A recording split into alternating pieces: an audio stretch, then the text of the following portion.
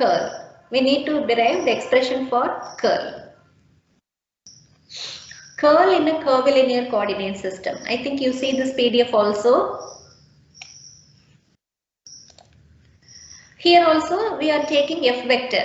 See, curl we are going to operate on a vector. So I am going to assume a vector which is F vector which is equal to F1 E1 plus F2 E2 plus F3 E3. And using equation 7, and you remember, I guess I will go to that gradient. This is equation 7. Del U is 1 by H1 E1, del V is E2 by H2, del W is E3 by H3. From this we can find E1 is the product and all those. E1 is H1 into del U plus F2. E2 is H2 into del V plus F3 into H3 del W. So from equation 7 we find E1, E2, E3 and we substitute them all here. So now I got a vector, right? Whichever vector we assumed in a normal format, I have slightly rearranged and I have written in terms of del and metric parameters. Okay, now let us apply curl on this F.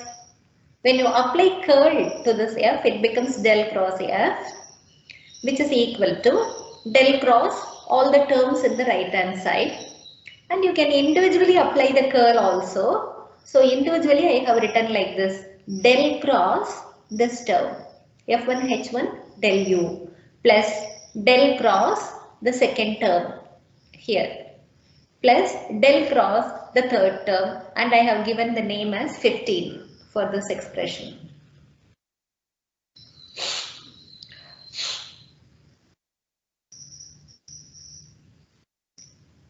Have you got up to this? Yes, ma'am. Okay.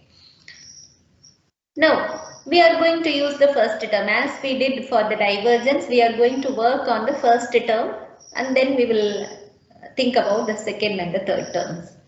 The first term, it is in this order. It is del cross. This F1 H1, you see, it is a scalar function. It is either a number or it's a function. It's anyway, it's going to be a scalar. F1 H1 is a scalar, so you can equate it to 5. And the del of this U is a vector. So you can equate this to A. So this term, it is in this form, del cross a scalar function into a vector, del cross phi A, and you know the expression for it. Under the properties of curl, you have studied this phi into del cross A plus del phi cross A.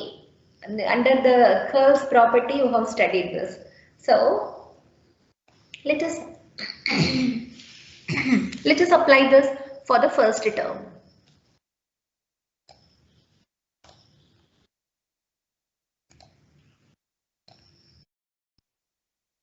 Yeah, this part alone I am writing del cross F1 H1 del U, and for applying this expression phi is only F1 H1. So F1 H1 I have written into del cross A. So del cross A in our case is del U. So del cross del U plus applying this a second term, del into the scalar function, del of scalar function cross A. So del of the scalar function cross del U. I have applied this formula for the first term.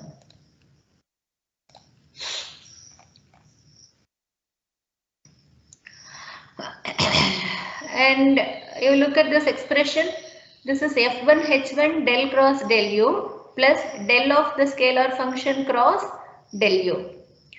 And this del cross del U is a 0. You know that curl of grade is a 0. So del cross del U becomes a 0. The first term in this expression is 0. You are left with only this. So del cross F1 H1 del U is equal to the second term, del F1 H1 cross del U. Now you see gradient of a scalar function and you know the expressions for del. Already in the first derivation we have seen what is gradient. So there are two expressions you know, you use the second expression. So del I am expanding here.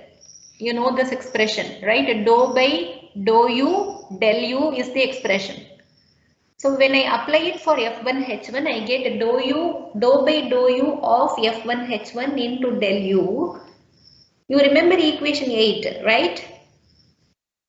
Or you Yes, want ma'am. me to show? Okay. Plus dou by dou v of the function into del v plus dou by dou w of the function into del w. That is the gradient of this function I have written.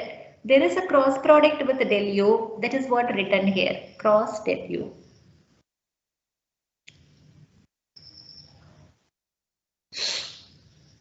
Next. See, there is a bracket for the gradient and cross del u. I want to bring this del u inside to each term. In such case, you see in the first term, this part is a scalar. It's a scalar function and the partial differentiating operation, this is also a scalar. It will end up with scalar. So this is a scalar, but this is the vector you can take the cross product with. So I take this scalar function as such, then del u cross del u. I have taken right. And in the next also there is a scalar function which I have written as such, and with this vector, remaining vector del v, I take the cross product del v cross del w. In the third term, scalar function is taken, and with the del w, I have taken the cross product.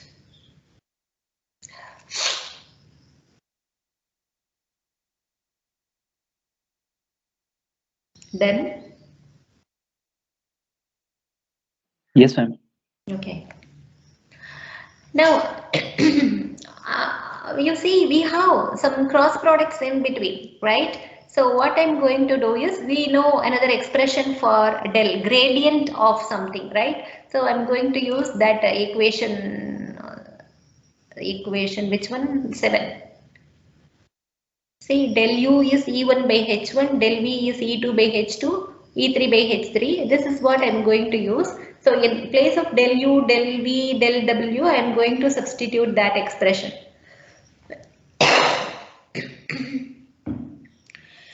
So the left hand side expression is equal to dou by dou u of the scalar function into, in place of del u and del V, I have written E1 by H1 because both are del u. So E1 by H1 cross E1 by H1.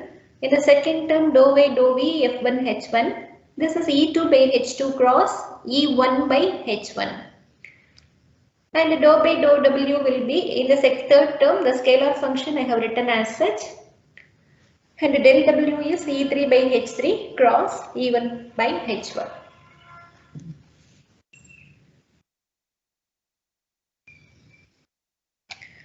This scalar function you keep as such. If you look at the cross product, this is E1 cross E1, anyways it is going to be 0. E1 cross E1 is a 0, so this first term it eliminates. It eliminates to 0. And the second term, there is a scalar function. And in the denominator, there is a product of H2 and H1, which is a scalar. So I can take 1 by H1, H2 out. What is remaining is E2 cross E1, which obviously gives you minus E3. E3. Good, very good. It is minus E3. So it is going to be dou by dou V of the function minus E3 cap by H1, H2. In the next term, you keep the scalar as such. 1 by H1, H3 you can take out, and E3 cross E1 gives you E2. So this is what you get. So I write the expression like this. Minus E3 by H1, H2 into the scalar function with dou by dou V plus E2 by H3, H1 dou by dou W F1, H1. This is equation 16.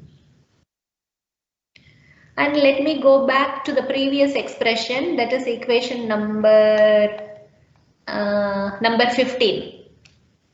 So this first term we have found now.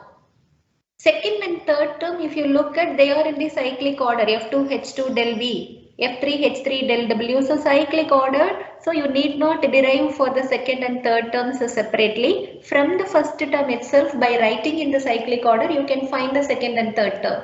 So I go to that. The second term.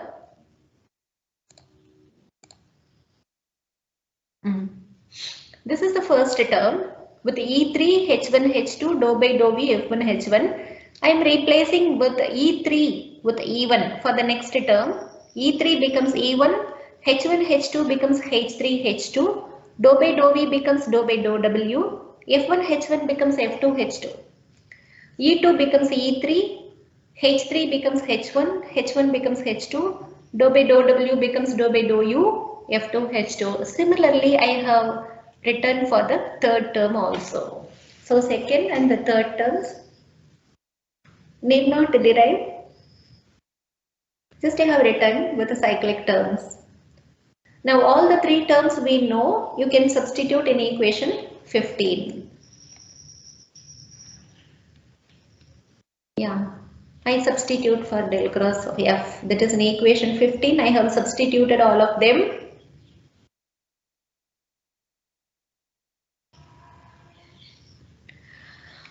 And you see E1 H2 by H3.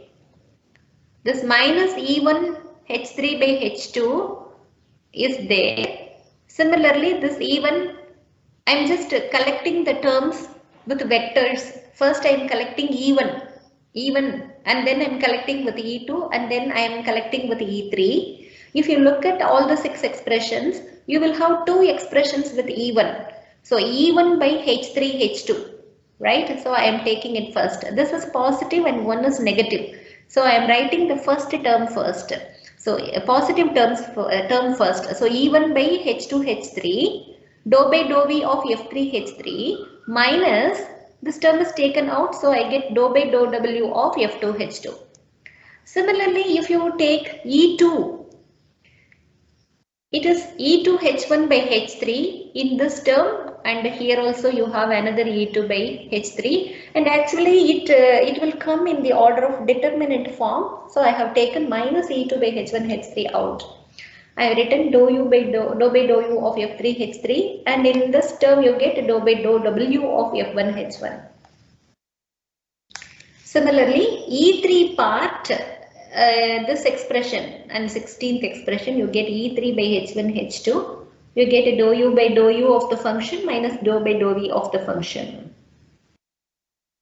Instead of I read it, if you write, it is easier. So write and tell me whether you got this expression.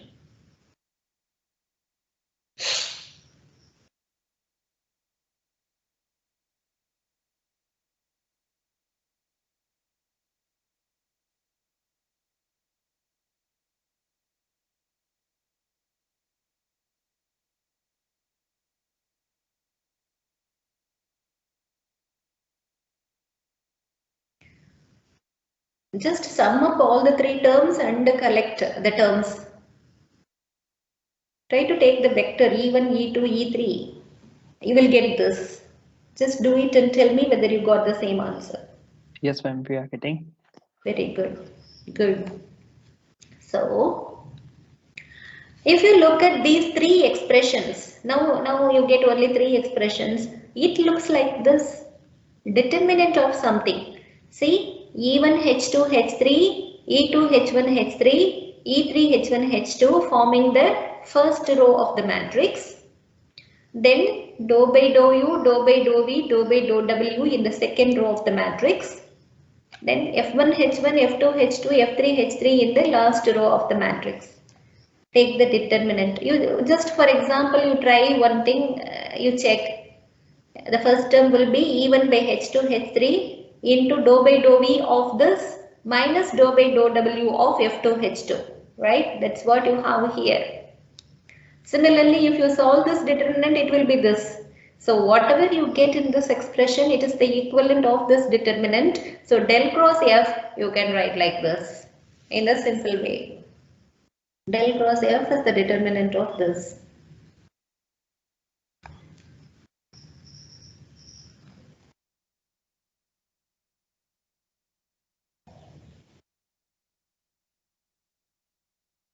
Have you written this? Yes, ma'am. Okay. Sometimes it is more simplified as, you see, just for the easy remembrance sake, it is still written as, here it is H2 H3, here it is H1 H3, H1 H2, right? That is a H2 H1, you can say it is in the cyclic order. So what you can do is you can multiply and divide by H1 here, H1 E1 divided by H1. Here H2 E2, here H1 H2 H3. Here you multiply and divide by H3. So what in the denominator of the first row you get H1 H2 H3 as common, you can take it out like this. So this is another way of writing it. H1 H2 H3, I am just multiplying and dividing by H1 here. Multiplying and dividing by H2 here. Multiplying and dividing by H3. So in the denominator I get same, the product of H1, H2, H3. So in all the terms it is the constant, it is constantly arriving. So I am taking it out. So what is left behind? H1 E1, H2 E2, H3 E3. So this is another way of writing it. Del cross F is equal to 1 by H1 H2 3. Determinant of H1 E1 cap, H2 E2 cap, H3 E3 cap, dou by dou U, dou by dou V, dou by dou by dou V, and F1 H1, F2 H2, F3 H3. This is the expression for curl in curvilinear system.